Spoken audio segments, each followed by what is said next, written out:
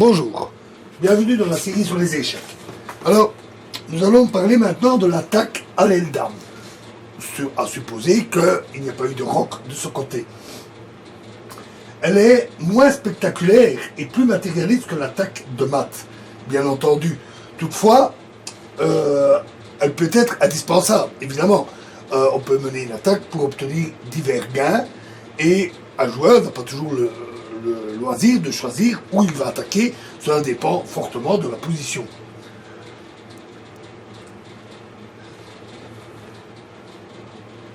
Dans le cas de l'attaque à l'aile dame, ce qui est visé est surtout le gain matériel et éventuellement aussi de position. Alors comme dans l'attaque à l'aile roi, il y a une infinité de positions et de parties possibles, mais il y a tout de même un certain nombre de points communs. En particulier, il faut avoir une certaine ouverture des lignes et une supériorité numérique locale pour pouvoir mener l'attaque. Mais elle a aussi ses caractéristiques propres liées au squelette de pion, donc à la structure des pions. Une majorité de pions, 3 pions contre 2 ou 2 pions contre 1, est évidemment un atout. D'autant meilleur qu'il y a moins de pièces sur l'échiquier. Une majorité peut donner un pion libre qui menace alors d'arriver à promotion, ce qui peut être mortel. Non seulement la promotion, bien sûr, mais le simple fait qu'il le menace et qui oblige l'adversaire à y réagir. Ce risque augmente d'autant plus en finale, quand il n'y a quasiment presque plus de pièces. Dans ce cas-là, il peut être beaucoup plus difficile d'arrêter un pion libre. Surtout si le roi se situe de l'autre côté, du côté de l'aile roi. Voici un exemple. Une position issue de la partie d'honneur contre Tal, jouée à Zurich en 1959, et où c'est aux noirs à jouer. Les noirs à l'aile dame ont une majorité. Ils ont 3 pions contre 2. Tous ces pions sont mobiles. On y reviendra, c'est important, plus tard. La majorité 3-2 peut donc être exploitée. De plus, cette majorité est appuyée par le fou G7 qui contrôle toute la grande diagonale, ce qui est plutôt important. Il n'est pas bloqué par les pions du centre. En plus, le cavalier, ils ont déjà des pièces lourdes, des tours, dames et tours, prêtes à intervenir aussi à l'aile dame. Et le cavalier, ici, en D7, peut facilement intervenir.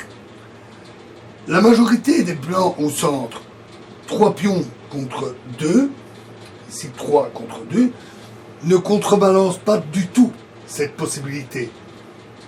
Parce que ces pions sont moins mobiles et en particulier la case E5 est très bien contrôlée par les noirs, ce qui limite la mobilité de ces pions.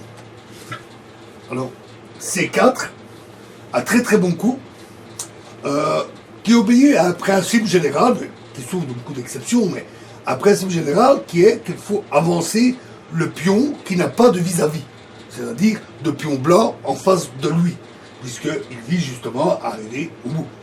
Ici, cette avance est motivée aussi par 2 autres raisons.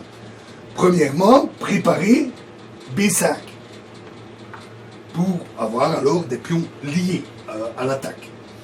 Et le deuxième point, c'est d'évacuer la case C5 en faveur du cavalier, qui peut alors se positionner. Tour E3, B5, donc positionne bien son pion, A prend B5, A prend B5. Roi H1, met son roi à l'abri, et fou prend C3. Alors, ce coup c'est le plus expéditif pour obtenir un pion libre. Il enlève un défenseur et les pions pourront s'échanger pour permettre à un pion de passer. Donc B prend C3 et Dame prend C3.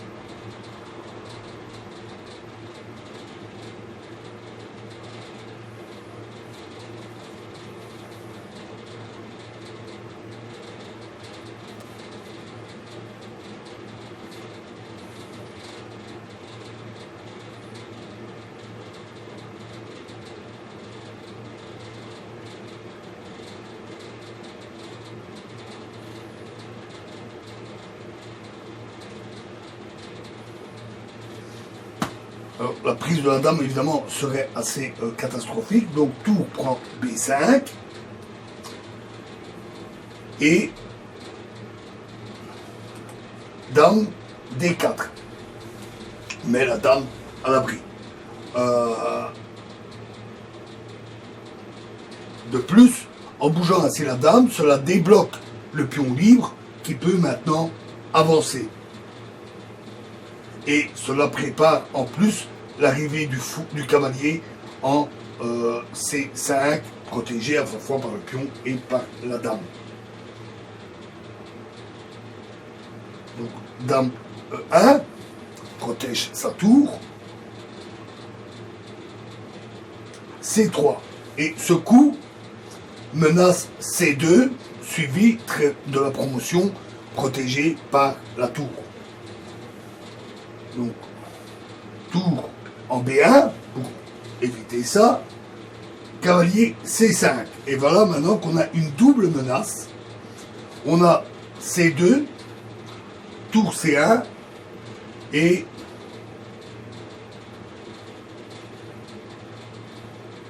cavalier B3, qui attaque la tour et menace aussi la promotion du pion.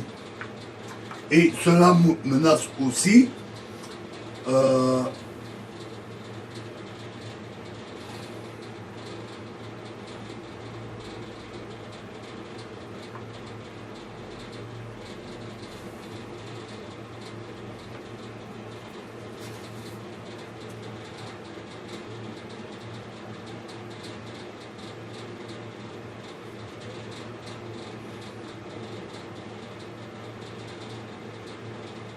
et cela menace aussi la dame prend E4 avec avancée du pion également.